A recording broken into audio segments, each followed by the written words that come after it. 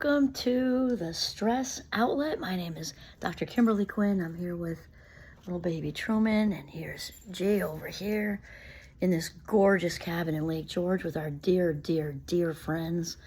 I've been best friends with one of them since I'm 4 years old. Imagine that, and we're 60. That's a long time. And the guys, her husband and my husband get along great. It's just so much fun. We do it once a year at this time of year.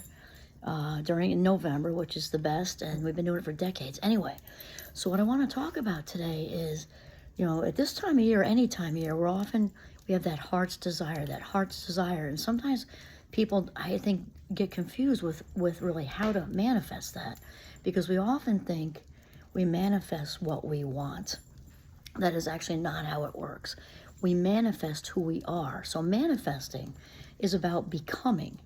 So it's a process. It's not, if you want to really turn thoughts to things, it is very, very, very possible. You can truthfully manifest. I don't know if there's a limit. I don't think so. It's about becoming but it's about becoming, because where we attract the energy we are putting out. And I think a lot of people don't realize that. They think, I'm going to manifest a car, a new house.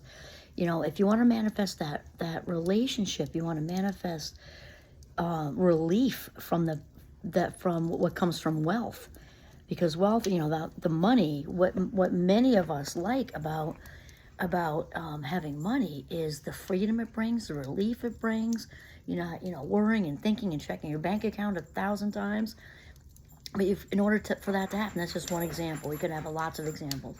But to become that person who's not concerned about money, regardless of what your bank account says, because when we get thrown by the external reality and what the bank account looks like, or whatever it is you're trying to manifest, whether it's a soulmate or whatever, and we look at them, there's nobody there, whatever, we got to become that loving person we want to walk in the door. So we want to become, so by saying lots of, like, I'm fabulously wealthy, think about how you can freely give. Giving is fun, especially when you don't have to think about it.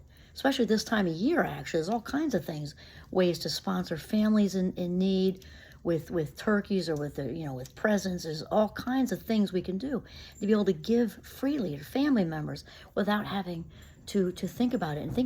But here's the thing. What people don't get also is it's about the feeling. We've got to get in touch with the actual feeling of we've already arrived.